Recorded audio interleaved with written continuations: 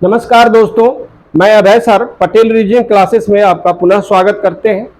भारतीय संविधान के हम लोग पढ़ रहे थे। भारतीय संविधान में आगे बढ़ते हुए आज हम लोग प्रीएम्बल या इसको हिंदी में प्रस्तावना कहते हैं, इस चैप्टर के विषय में बात करेंगे। और आइए हम लोग देखते हैं यहाँ से किस तरह से क्वेश्चन पूछे जाते हैं आपके एग्जाम में, परीक्षाओं में। और प्रस्तावना हमारे जो भारतीय संविधान में दी गई है वो है क्या। तो सबसे पहले हम लोग बात करते हैं प्रस्तावना को लाया किसने। इसको पहले भी हम आपको बता चुके हैं कि जो प्रीएम्बल है, जो प्रस्तावना है, इसको सबसे पहले पंडित जवाहरलाल नेहरू ने उद्देश्य प्रस्ताव, ऑब्जेक्ट रिसोल्यूशन जिसको कहा जाता है इंग्लिश में, उद्देश्य प्रस्ताव के रूप में ये कब ले आए थे? 13 दिसंबर 1946 को। इसे पहले हम बता चुके हैं। जो प्रस्तावना हमारे भारतीय संविधान में है उसको संविधान सभा के सामने सबसे पहले कौन लेकर आए थे? पंडित जवाहरलाल नेहरू। पंडित जवाहरलाल नेहरू जब लेकर आए थे तो उसे क्या कहा गया? उद्देश्य प्रस्ताव, ऑब्जेक्टिव रिसोल्यूशन। कब लेकर आए थे? 13 दिसंबर 1946 को।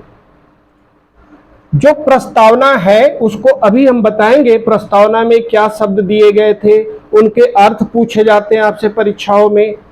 और प्रस्तावना में कुछ शब्दों को बाद में शामिल किया गया संविधान में संशोधन करके, वो भी कई बार परीक्षाओं में क्वेश्चन पूछे जाते हैं। तो क्रमबद्ध ढंग से हम लोग आगे बढ़ते हैं। तो हमारे संविधान में जो प्रस्तावना है, जो शामिल की गई है, उसको सबसे पहले लाने वाले कौन थे? पंडित जवाहरलाल नेहरू।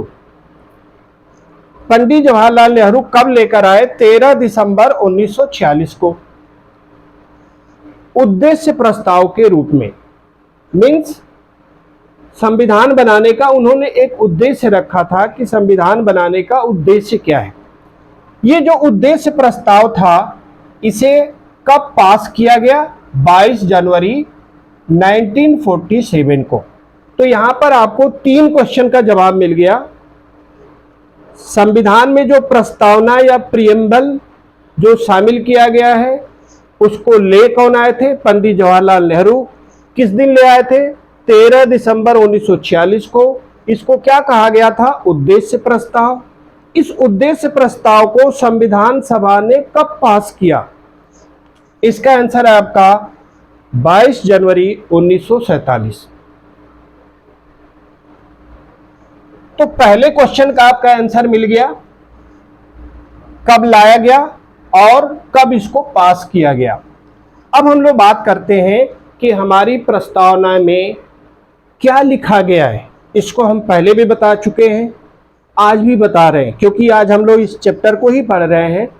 तो प्रस्तावना के आप सुन लें और इसमें जो क्वेश्चन पूछे जाते हैं वो इनके शब्दों के अर्थ पूछे जाते हैं। प्रस्तावना पे कुछ स्टेटमेंट भी आए हैं, वो पूछे जाते हैं। प्रस्तावना में कुछ शब्दों को शामिल किया गया है, वो परीक्षाओं के क्वेश्चन होते हैं। तो एक बार हम आपको बता देते हैं प्रस्तावना क्या है। हम भारत के लोग भारत को संपूर्ण प्रभुत्व संपन्न, समाजवादी, लोकतांत्रिक गणराज्य बनाने के लिए हम सभी भारतीयों को सामाजिक, आर्थिक और राजनीतिक रूप से सुदृढ़ बनाने के लिए हम इस संविधान को 26 नवंबर 1949 को इसको अंगीकृत करते हैं या स्वीकार करते हैं। तो ये आपकी प्रस्तावना की लैंग्वेज है, भाषा है। प्रस्तावना में दिए गए जो स्टेटमेंट है वो है। हम लोगों को टू द पॉइंट बात करना है कि प्रस्तावना से क्वेश्चन कैसे पूछे जाते हैं। इसमें एक क्वेश्चन का आपको आंसर बता दिया गया है, कब लाया गया, किसने लाया और इसको कब पास किया गया। अब हम लोग आगे बढ़ते हैं। अब हम लोग दोस्तों बात करते हैं कि प्रस्तावना का जो विचार है, वो जो आइडिया है, जो अपने संविधान में हम लोगों ने शामिल किया है, उसको किस देश से लाए हैं हम लोग। प्रस्तावना की जो आइडिया है, जो विचार है, वो किस देश के संविधान से लिया गया है।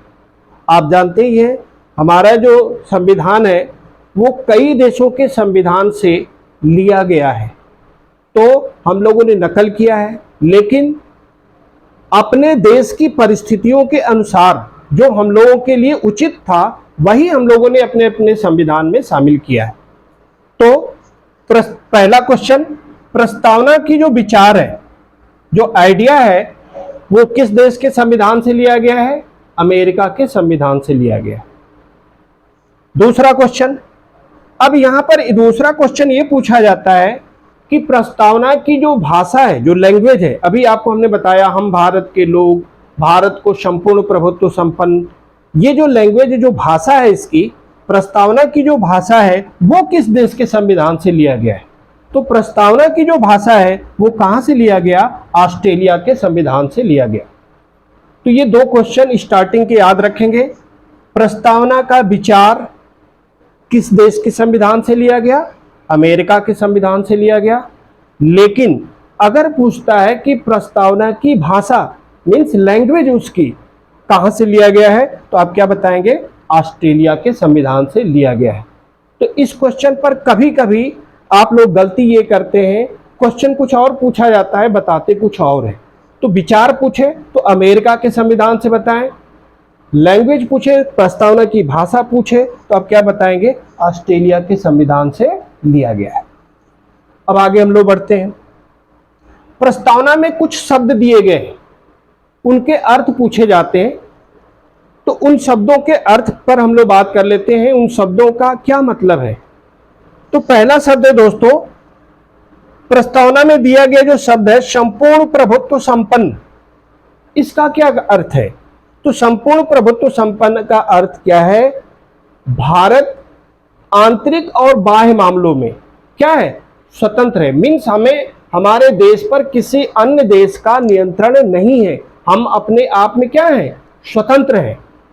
तो हमारे आंतरिक और बाह्य मामले, आप देखते हैं हमारे जो विदेश मंत्री हैं इस समय वर्तमान में, वो किसी भी देश में जाकर के अपनी देश की जो पॉलिसी होती है उसको स्वतंत्र रूप से लागू करते हैं, वहां पे स्वतंत्र रूप से अपने विचारों को रखते हैं। तो ये क्या है? हमारे बाह्य जो मामले हैं, जो बाहरी मामले, जो विदेशी मामले हैं, उसमें भी हम लोग स्वतंत्र हैं और आंतरिक मामलों में भी स्वतंत्र हैं। तो भारत क्या है? एक संपूर्ण प्रभुत्व संपन्न देश है। मीन्स भारत के ऊपर न तो आंतरिक इंटरनल और न ही बाह्य मामलों में मीन्स विदेशी मामलों में किसी प्रकार का, किसी भी देश का हम लोगों के ऊपर नियंत्रण नहीं। अब आगे हम लोग बढ़ते हैं। दूसरा शब्द जो दिया गया है दोस्तों, समाजवादी। समाजवादी शब्द का क्या अर्थ है? समाजवादी शब्द जो प्रस्तावना में दिया गया है उसका अर्थ क्या है? कि जो उत्पादन और वितरण, देश में जितनी भी चीजों का प्रोडक्शन होता है या उनका सेल होता है, वितरण होता है, उन दोनों पर केंद्र और राज्य सरकार का नियंत्रण होता है। मीन्स समाजवादी शब्द का अर्थ क्या है? जो देश समाजवादी होता है उसमें उत्पादन और वितरण का पूरा नियंत्रण किसके पास होता है? केंद्र और राज्य सरकार के पास होता है। लेकिन हमारा देश, हमारे देश की जो अर्थव्यवस्था है वो क्या है? मिश्रित अर्थव्यवस्था है। आप दो शब्द सुनते होंगे, पूंजीवादी अर्थव्यवस्था, समाजवादी अर्थव्यवस्था और मिश्रित, मिक्स्ड इकोनॉमी।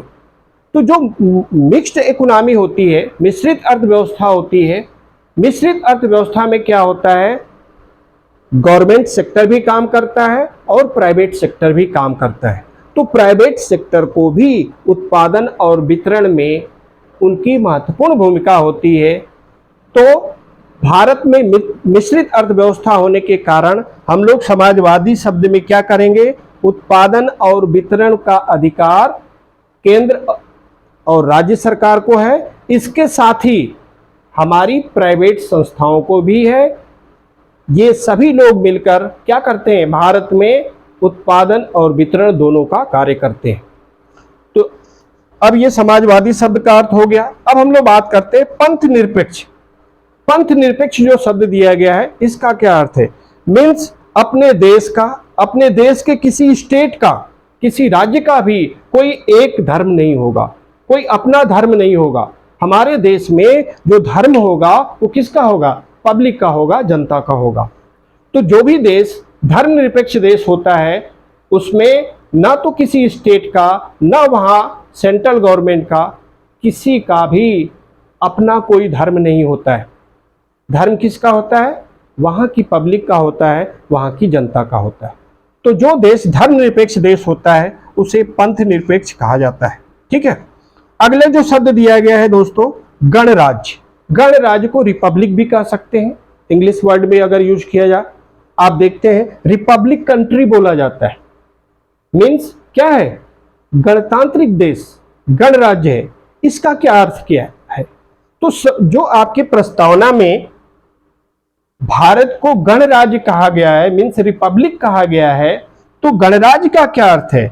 मीन्स भारत का जो राष्ट्रपति होगा वो क्या होगा? जनता के चुने हुए प्रतिनिधियों के द्वारा उसका चुनाव होगा, ना कि वो क्या होगा? वंशानुगत होगा। तो ध्यान क्या रखना है, जो भी रिपब्लिक कंट्री होती है, जो भी गणतांत्रिक देश होता है, उस देश में वहां के राष्ट्रपति का चुनाव किया जाता है, न कि वो वंशानुगत होता है। उदाहरण के रूप में जैसे मान ले आप ब्रिटेन, ब्रिटेन में देखते हैं वहां का राष्ट्रपति क्या है? एक वंश परंपरा के अनुसार आगे बढ़ता है। तो हमारा देश क्या है? रिपब्लिक कंट्री है, गणराज्य है। हमारे देश में क्या होता है? राष्ट्रपति का चुनाव होता है, राष्ट्रपति का पद वंशानुगत नहीं होता है। तो ये दोस्तों कुछ शब्द थे जिनके हमें अर्थ जानना है। अब अगला क्वेश्चन क्या पूछा जाता है? क्वेश्चन ये पूछा जाता है, इस पर कुछ स्टेटमेंट भी आए हैं।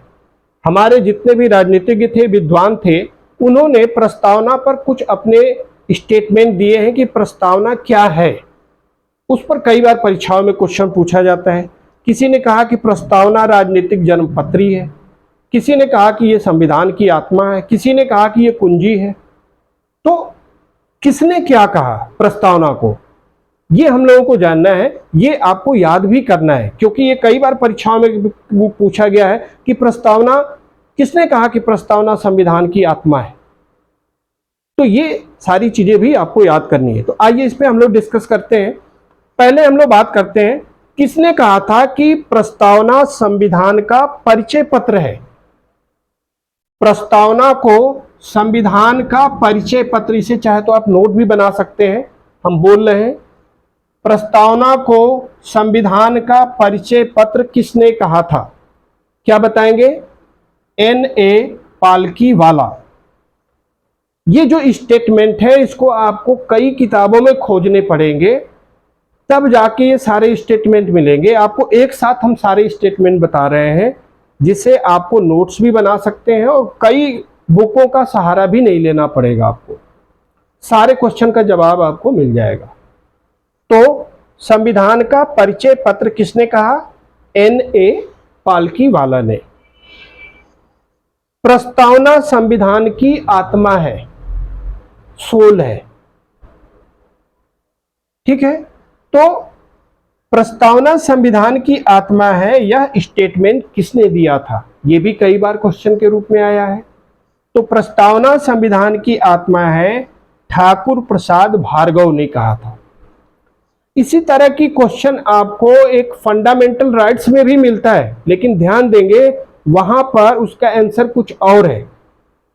ठीक है। वहां पर मौलिक अधिकार में आपको जो अनुच्छेद 32 है उसको डॉक्टर भीमराव अंबेडकर ने कहा था कि वो संविधान की आत्मा है, लेकिन जहां पे जो क्वेश्चन पूछे उसको ध्यान देना है। तो यहां पर आपको क्या देना है कि जब क्वेश्चन में डाला है कि प्रस्तावना संविधान की आत्मा है, किसने कहा? तो आप क्या बताएंगे? ठाकुर प्रसाद भार्गव ने कहा था। अगला स्टेटमेंट क्या है? प्रस्तावना को राजनीतिक जन्मपत्री, राजनीतिक जन्मपत्री किसने कहा? प्रस्तावना को राजनीतिक जन्मपत्री किसने कहा? तो के.एम. मुंशी ने कहा था। प्रस्तावना को राजनीतिक जन्मपत्री किसने कहा? के.एम. मुंशी ने कहा था। अगला स्टेटमेंट, प्रस्तावना को दीर्घकालीन सपनों का विचार, याद रखेंगे इसको, ये भी एक बार परीक्षा में क्वेश्चन आ चुका है। प्रस्तावना को दीर्घकालीन सपनों का विचार, ये जो स्टेटमेंट है ये किसने दिया था? तो ये आपको दिए थे अल्लादी कृष्णा स्वामी। अल्लादी कृष्णा स्वामी ने ये अपना स्टेटमेंट दिया था। के आगे बढ़ते हैं दोस्तों, जो इसमें और कुछ चीजें हैं जो हमें आपको बताना है। दोस्तों आगे बढ़ते हुए हम लोगों को अब ये जानना है कि अब तक तो हम लोग जान चुके हैं कि प्रस्तावना पर जो स्टेटमेंट दिए गए हैं जो विद्वानों के, किसने क्या कहा था, ये आपको याद भी करना है। अब हम लोगों को जानना है कि प्रस्तावना पर सुप्रीम कोर्ट में जो केस गए, प्रस्तावना को कुछ लोग ये कहते थे कि प्रस्तावना संविधान का अंग है, संविधान का पार्ट है।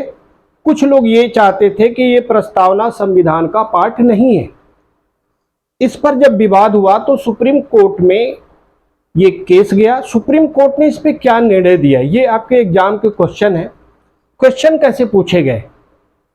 क्वेश्चन ये पूछा जाता है कि प्रस्तावना संविधान का अंग नहीं है, पार्ट नहीं है, यह किस केस में या किस विवाद में सुप्रीम कोर्ट ने निर्णय दिया था। कभी कभी वर्ष भी पूछा जाता है, तो ये भी हम आपको बताएंगे। दूसरा क्वेश्चन क्या पूछा जाता है, किस केस में, किस निर्णय में सुप्रीम कोर्ट ने यह कहा कि प्रस्तावना संविधान का अंग है, पार्ट है, और किसमें कहा कि नहीं है। ये दोनों क्वेश्चन का हम लोगों को जवाब जानना है। तीसरा हम लोगों को जानना है कि प्रस्तावना में अब तक कितनी बार संशोधन हो चुके हैं, और प्रस्तावना में जो संशोधन हुए हैं तो उसमें नया शब्द क्या शामिल किया गया है, और प्रस्तावना में संशोधन कब हुए। ये 3 क्वेश्चन है जो अक्सर परीक्षाओं के होते हैं, इस पर हम लोग बात करते हैं। तो दोस्तों प्रस्तावना पर जो विवाद था वो बढ़ता गया, और ये विवाद इतना बढ़ा कि सुप्रीम कोर्ट में केस हो गई। सुप्रीम कोर्ट में प्रश्न ये था कि क्या प्रस्तावना को संविधान का अंग माना जाए। अगर ये संविधान का अंग नहीं है तो इसको हटा दिया जाए, फिर संविधान में इसको रखने की जरूरत क्या है। और ये जो केस है, ये जो मामला है, वो सुप्रीम कोर्ट में गया कब? 1960 में। 1960 में जो केस गया, उस केस को हम लोग क्या कहते हैं, वेरुवारी बनाम भारत संघ, मीन्स इंडियन गवर्नमेंट। वेरुवारी बनाम भारत संघ, ये जो केस था, इसमें सुप्रीम कोर्ट के सामने क्या प्रश्न रखा गया कि प्रस्तावना संविधान का अंग नहीं है, संविधान का पार्ट नहीं है, और इसे संविधान का अंग न माना जाए। इस केस को सुप्रीम कोर्ट सुनते हुए क्या निर्णय दिया? तो निर्णय क्या दिया सुप्रीम कोर्ट ने? सुप्रीम कोर्ट ने कहा कि प्रस्तावना संविधान का अंग, पार्ट नहीं है। ध्यान से सुनेंगे, यही एग्जाम का क्वेश्चन होता है, जो पूछा जाए उसी का आंसर देना है। अब देखिए, वेरुवारी बनाम भारत संघ में क्या कहा गया? सुप्रीम कोर्ट ने जो डिसीजन दिया वो ऐतिहासिक डिसीजन था। क्यों? क्योंकि जो संविधान में लिखा गया था उसी चीज को क्या कह रहा है सुप्रीम कोर्ट? ये कह रहा है कि ये संविधान का अंग नहीं है। दूसरी बात क्या थी? दूसरी, इसमें सुप्रीम कोर्ट ने क्या कहा कि इसमें संशोधन भी नहीं किया जा सकता है, इसमें संशोधन नहीं किया जा सकता। तो जैसे क्वेश्चन पूछे उसको आपको जवाब देना है। 2 चीजें याद ध्यान रखना है। वेरुवारी बनाम भारत संघ, इंडियन गवर्नमेंट में आपको क्या ध्यान रखना है? ध्यान ये रखना है कि क्वेश्चन पूछता है कि किस केस में प्रस्तावना को संविधान का अंग नहीं माना गया। आप क्या बताएंगे? वेरुवारी बनाम भारत संघ 1960, इसमें इसको अंग नहीं माना गया, और साथ में सुप्रीम कोर्ट ने क्या ऐतिहासिक डिसीजन दिया कि इसमें सरकार संशोधन भी नहीं कर सकती है, प्रस्तावना में संशोधन नहीं कर सकती है। अब ये जो विवाद था फिर आगे बढ़ा, और ये विवाद पुनः सुप्रीम कोर्ट में कब गया?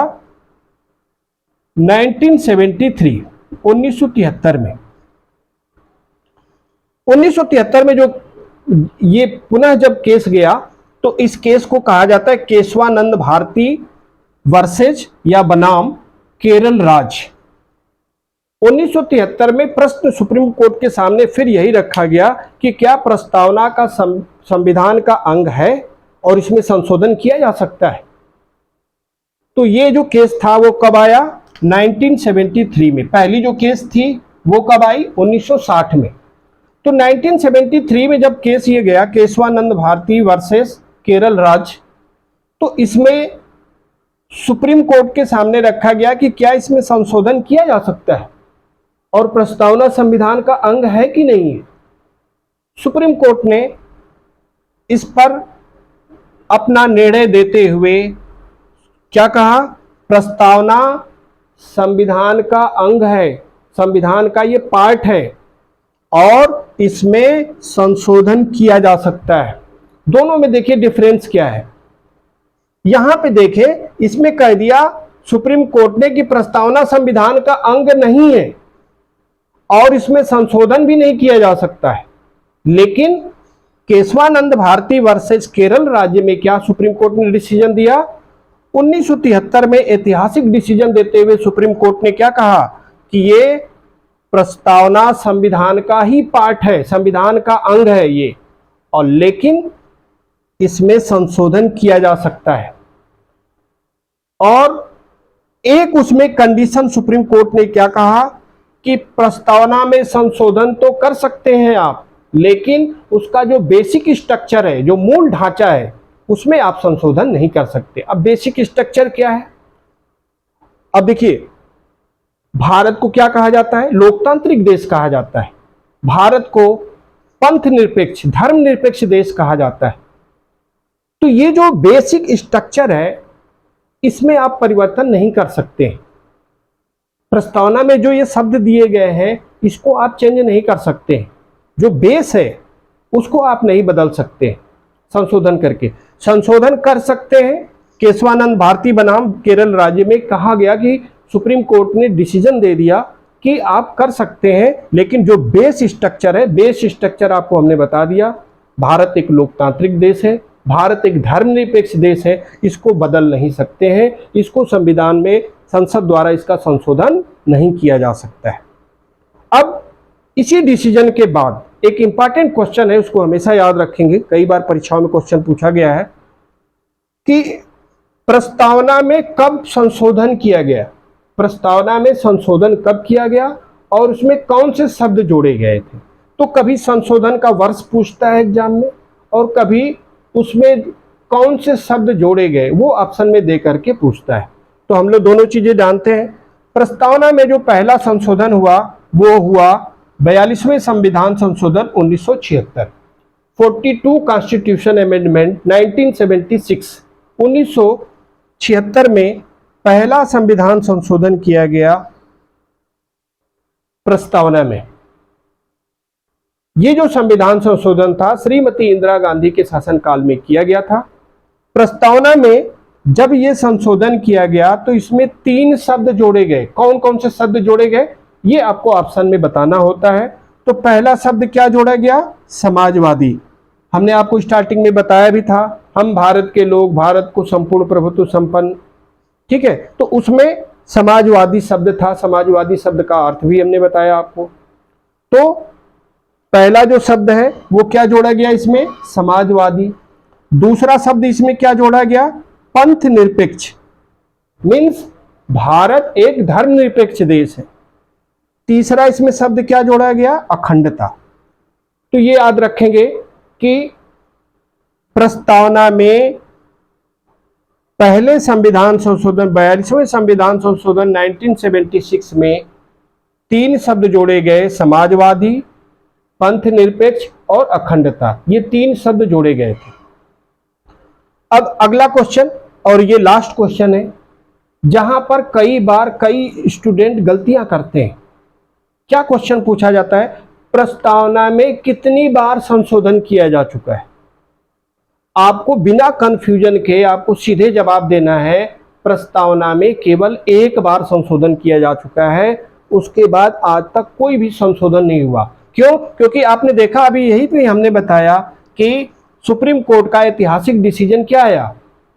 सुप्रीम कोर्ट ने कहा प्रस्तावना में संशोधन तो आप करेंगे लेकिन उसके बेस स्ट्रक्चर को टच नहीं कर सकते, उसको आप नहीं बदल सकते। तो आज तक केवल एक ही बार संशोधन हुआ। तो जब भी आपसे क्वेश्चन पूछे प्रस्तावना में कितनी बार संशोधन हुआ, तो आप क्या बताएंगे? केवल एक बार संशोधन किया गया है। इस तरह से दोस्तों आज का ये चैप्टर प्रीएम्बल पूरा हुआ। प्रयास करें आप कि समझ कर पढ़ें, रट करके अगर आप पढ़ते हैं तो उससे आपको फ्यूचर में समस्याएं होगी।